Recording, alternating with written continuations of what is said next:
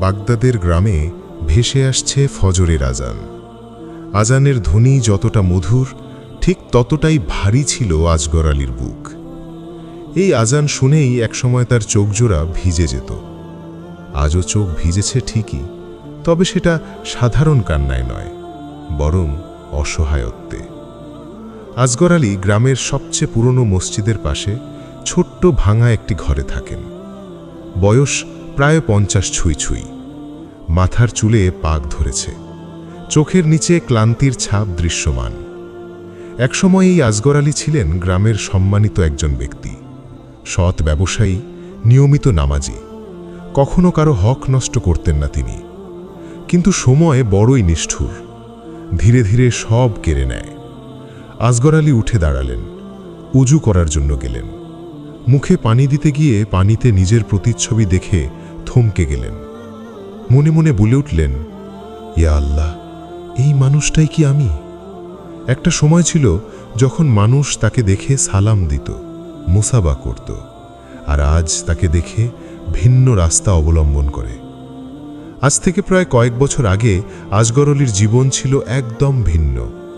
গ্রামের বাজারে তার একটা ছোট পরিসরে মুদির দোকান ছিল, যার নাম দিয়েছিলেন আলহামদুলিল্লাহ স্টোর। এই দোকানের নামকরণও তিনি করেছিলেন হাদিস শুনে।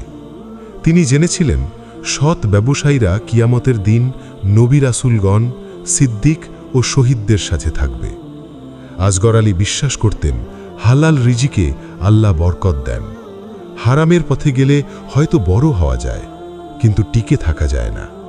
তার দোকানে কখনো তিনি ভেজাল পণ্য বিক্রি করতেন না, কখনো কাউকে ওজনে কম দিতেন না, কাউকে যেন বুঝে ঠকানোর চিন্তাও করতেন না। কিন্তু এই সততাই একদিন তার সবচেয়ে বড় অপরাধ হয়ে দাঁড়াল। গ্রামে তখন নতুন একজন প্রভাবশালী লোকের আগমন ঘটল, হাজি সেলিম। সে বাণিজ্যে গিয়ে অনেক মুদ্রা কামিয়ে এসে গ্রামের বাজারে বড় ব্যবসা শুরু করেছে। তার বড় গুদাম, কয়েকটি মালবাহী গাড়ি, ধনী ধনী লোকের সাথে ওঠা বসা। অন্য মানুষরাও তাকে ভয় পেত, আর ভয় থেকেই তার প্রতি সম্মান জন্ম নিত। এই সমাজের তো এটাই নিয়ম। হাজি সেলিম বাজারে এসে আজগর আলীর দোকানের দিকে তাকিয়ে হাসছিল। সে বলল, এই দোকানটা এখনো টিকে আছে। তার কথাই ছিল তাচ্ছিল্য। একদিন হাজি সেলিম নিজে থেকে এসে আজগর আলীর দোকানের সামনে দাঁড়ালো। সে বলল, শোন আজগর, তোর দোকানটা আমার গুদামের সামনে পড়েছে, সেজন্য আমার ব্যবসার দিক দিয়ে খুব সমস্যা হচ্ছে। আজগর আলী শান্ত গলায় বলেছিলেন, হাজি সাহেব, এই দোকানটা আমার বাপদাদার জায়গায়, এটির দলিলপত্র সব ঠিকঠাক আছে। হাজি সেলিমের চোখ জোড়া বড় হয়ে গিয়েছিল। সে বলে উঠলেন, এই বাজারে আমি যা চাই সেটাই হয়। দোকান কি নিজ থেকে সরাবি, নাকি আমি কোনোভাবে ব্যবস্থা করে নেব? আজগর আলী সেদিন শুধু বলেছিলেন, আমি কারো ক্ষতি করছি না হাজি সাহেব, আমার আল্লাহর উপর ভরসা আছে। আর তার এই একটা বাক্যই যেন তার জীবনের মোড় ঘুরিয়ে দেয়। পরের সপ্তাহ থেকেই সমস্যা শুরু হলো। হঠাৎ করে বাজারে গুজব ছড়ালো আজগর আলীর দোকানে নাকি সব ভেজাল পণ্য বিক্রি হয়। কেউ বলল চালে নাকি প্রচুর পাথর মেশায় আজগর, কেউ বলল তেলের সাথেও নাকি ভেজাল মেশানো। আজগর আলী হতবম্ব হয়ে গেল। সে জানে এগুলো সম্পূর্ণ মিথ্যে, কিন্তু মিথ্যে যখন শক্তিশালীদের হাতে পড়ে তখন তা সত্যিতে রূপান্তরিত হয়ে যায়। একদিন হঠাৎ করেই বাজার কমিটির লোকজন এসে আলহামদুলিল্লাহ স্টোরে সিলগালা করে দিল। তারা বলল তদন্ত চলবে। আজগর আলী তখন কাঁপা কণ্ঠে বলেছিল, ভাই, আমি কোনো অপরাধ করিনি, আমার সাথে এমনটা করবেন না। জবাব এলো, উপরের নির্দেশ আছে। উপরের নির্দেশ মানে হাজি সেলিম। সেদিন বাজারে আজগর আলীকে দাঁড় করিয়ে তল্লাশি করা হলো। অনেক মানুষ জড়ো হলো। যারা একসময় আজগর আলীকে সালাম দিত, তারা আজ ফিসফিস করে বলাবলি করছিল, দেখেছিস, উপর থেকে মানুষকে দেখতে যতটা সোজা মানুষ বলে মনে হয়, সে আসলে ততটা সোজা হয় না। আজগর আলীর মাথা লজ্জা ও কষ্টে নিচু হয়ে যাচ্ছিল।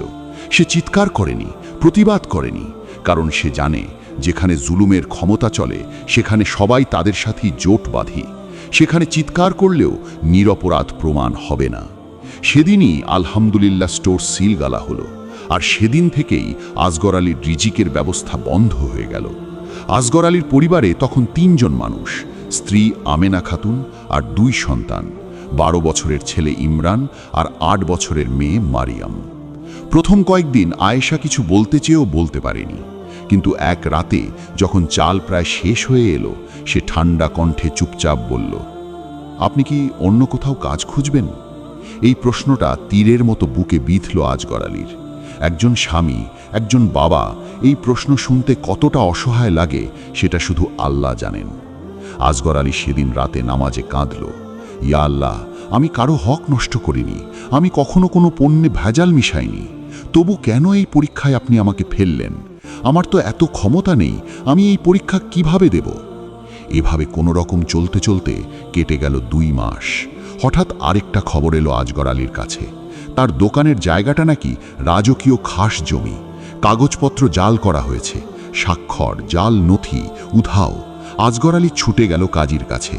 কাজী তাকে দেখেই সাথে সাথে বলে উঠল, আপনার যা অবস্থা তাতে করে নালিশ করলে উল্টো আপনিই ঝামেলায় পড়বেন। এই কথার ভেতর লুকানো ছিল হুমকি। আজগর আলী বুঝে গেল এটা শুধু ব্যবসার জন্য নয়, এটা তাকে ভেতর থেকে ভেঙে দেওয়ার চেষ্টা। একদিন বাজারে হাজী সেলিমের সাথে মুখোমুখি দেখা। হাজী সেলিম হেসে বলল, কি কেমন লাগছে আজগর? আজগর আলী তার দিকে তাকিয়ে হালকা কণ্ঠে বলল, আল্লাহ যা করেন ভালোর জন্যই করেন, আর তাতেই তার বান্দার মঙ্গল থাকে। এই কথায় হাজী সেলিমের হাসি আরও যেন বেড়ে গেল। আল্লাহ বড় তা ঠিক আছে, কিন্তু এই বাজারটা তো আমার দখলে। এই একটা বাক্যেই যেন সেলিমের অহংকারকে উন্মোচিত করে দিল। এক রাতে ইমরান বলল, আব্বা, কাল মাদ্রাসার ওস্তাদ বেতন চেয়েছে। আজগর আলী কথা বলতে পারল না। মারিয়াম পাশে বসে বলল, আব্বা, তুমি আবার দোকান খুলবে না? এই প্রশ্নগুলোর যেন কোনো উত্তরই ছিল না তার কাছে। সে শুধু তাদের মাথায় হাত বুলিয়ে দিল। সেদিন গভীর রাতে আজগর আলী জায়নামাজে বসে বলেছিল, ইয়া আল্লাহ, আমি বদলা চাই না, আমি শুধু ন্যায়ের ফয়সালা চাই। আমি জানি আপনি বান্দাকে ছাড় দেন, কিন্তু ছেড়ে দেন না। এই বিশ্বাসটাই আমাকে বাঁচিয়ে রেখেছে, ইয়া মাবুদ। তার চোখের পানি জায়নামাজ ভিজিয়ে দিল। সে জানত না এই কান্নাগুলোই একদিন এমন আগুন হবে যা জুলুমের প্রাসাদ পুড়িয়ে ছাই করে দেবে। এই গল্পটি এখানেই শেষ হয়নি, কারণ যেখানে আল্লাহর ধৈর্য শেষ হয় সেখান থেকেই শুরু হয় তার বিচার। হাজী সেলিম তখনও জানে না তার হাসির পেছনে সময়ের কঠিন বিচার দাঁড়িয়ে আছে। আজগর আলী তখনও জানত না তার নীরবতা একদিন সবচেয়ে ভয়ঙ্কর জবাব হয়ে উঠবে। সময় কখনো থেমে থাকে না, সে নীরবে চলে, আর তার সাথে চলে মহান আল্লাহর সিদ্ধান্ত। আজগর আলী তখনও জানে না তার জীবনের সবচেয়ে অন্ধকার সময়টাই আসলে আলোর জন্ম দেওয়ার সময়। আর হাজী সেলিম তখনও জানে না তার সবচেয়ে উজ্জ্বল সময়টাই আসলে গভীর অন্ধকারের শুরু। আজগর আলীর দোকান বন্ধ হওয়ার 6 মাস পর হাজী সেলিম পুরো বাজারটা প্রায় দখলেই করে নিয়েছে। নতুন গোদাম, নতুন বাড়ি, নতুন দোকান, আলিশান গাড়ি। লোকজন বলাবলি করত, এই লোকটার কপাল খুব ভালো। কিন্তু এই কপালে আল্লাহ লিখে রেখেছিলেন এক কঠিন সিদ্ধান্ত, আর এটা ছিল আল্লাহর ছাড়। আর আল্লাহ যখন কাউকে ছাড় দেন, তিনি সময় দেন, তাকে তওবা করার সুযোগ দেন। কিন্তু হাজী সেলিম সেই সুযোগকে উপহাসে পরিণত করল। একদিন বাজারে বসে হাজী সেলিম বলছিল, এই এলাকায় আমার অনুমতি ছাড়া পাতাও নড়ে না। কেউ একজন হালকা কণ্ঠে বলেছিলেন, হাজী সাহেব, আল্লাহ আছেন। হাজী সেলিম গম্ভীর গলায় বলেছিল, আল্লাহ আছেন আকাশে, আর বাজারটা তো আমার হাতে। এই কথাটা তো আর উড়ে যায়নি, কথাটা সাথে সাথে লেখা হয়ে গিয়েছিল। অন্যদিকে আজগর আলী তখন দিনমজুরির কাজ করেন। কখনো ঠেলা ঠেলেন, কখনো ফসল কাটেন। যখন যা পেতেন তাই করতেন সে। একদিন ফজরের নামাজ শেষে মসজিদের ইমাম তাকে ডেকে বললেন, আজগর ভাই, শহরে আমার এক পরিচিত লোক আছে, সে সৎ লোক খুঁজছে তার গোদামের হিসেব দেখার জন্য। আজগর আলী অবাক হলেন, আমি তো পড়াশোনা বেশি করিনি। ইমাম হেসে বললেন, বেশি লেখাপড়ার প্রয়োজন নেই, একজন সৎ ব্যক্তি প্রয়োজন, আর আপনি সৎ, এটাই আপনার যোগ্যতা। সেদিন আজগর আলী শহরে গেলেন। কেউ জানত না এই যাত্রায় আল্লাহর পরিকল্পনার প্রথম দৃশ্যমান ধাপ। শহরের গোদামের মালিক মোস্তাফিজ সাহেব, তিনি আজগর আলীর দিকে তাকিয়ে শুধু একটাই প্রশ্ন করেছিলেন, তুমি কি ঘুষ খাবে? আজগর আলী চমকে উঠেছিল। তারপর শান্ত গলায় বললেন, আমি হারাম খেলে অনেক বড় হতে পারবো, কিন্তু বাঁচতে পারবো না।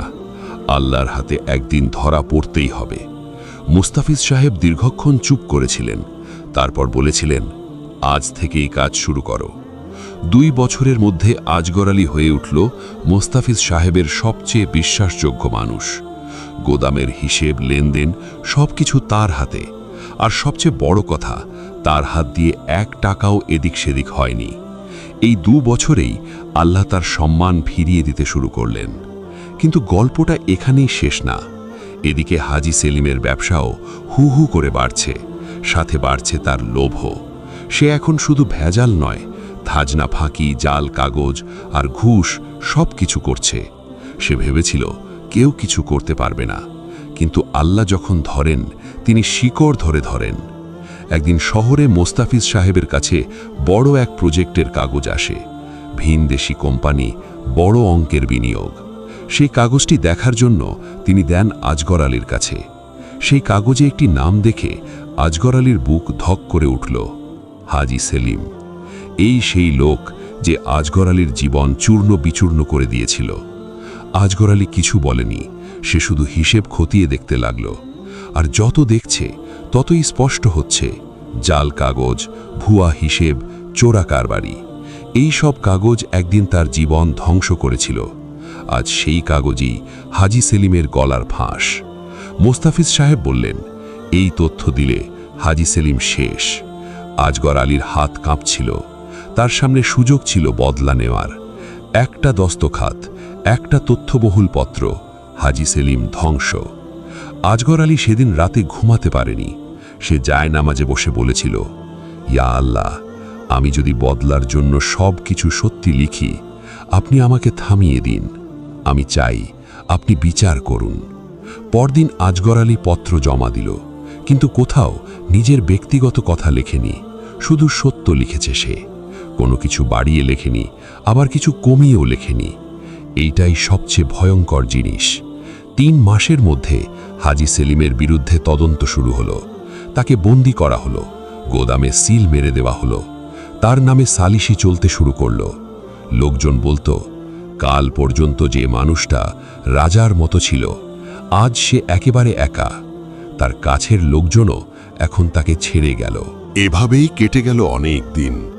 নিজের সাজা শেষ করে একদিন হাজি সেলিম বের হয়ে সেই শহরে এলেন, যে শহরে আজগর আলী কাজ করতেন। সে জানতে পেরেছে সব কিছুর পেছনে আজগর আলীর সেই তথ্যগুলোই ছিল। সে খুঁজে খুঁজে আজগর আলীর গোদামে চলে এলো। দরজায় দাঁড়িয়ে কাঁপা গলায় বললেন, আজগর, তুই আমার সাথে এটা করতে পারলি? আজগর আলী তাকিয়ে হালকাভাবে শান্ত গলায় বললেন, আমি কিছুই করিনি, আমি শুধু সত্যটা লিখেছি, যেটা তুমি নিজেই বানিয়েছ। হাজি সেলিম হঠাৎ বসে পড়ল, চোখ ভিজে গেল। আমি তোকে শেষ করতে চেয়েছিলাম। আজগর আলী বলল, আর আল্লাহ সময় দিয়েছিলেন তোমাকে পরিবর্তন হওয়ার, কিন্তু তুমি সেটার দিকে লক্ষ্যই করনি। এই কথাটা ছুরির মতো বিঁধল হাজি সেলিমের। সে জিজ্ঞেস করল, তুই কি আমাকে ক্ষমা করবি? আজগর আলী কিছুক্ষণ চুপ করে রইল, তারপর বলল, আমি তোমাকে ক্ষমা করতে পারি, কিন্তু আল্লাহর হক তুমি নষ্ট করেছ, ওইটা আমার হাতে নেই। এখন বর্তমানে আজগর আলী আবার নিজের গ্রামে ছোট করে দোকান খুলেছে, যার নাম দিয়েছেন আল্লাহর দান স্টোর। লোকজন আবার তাকে সালাম দেয়, কিন্তু আজগর আলী আগের মতো গর্বিত না। সে জানে এ সবই আল্লাহর ইচ্ছা।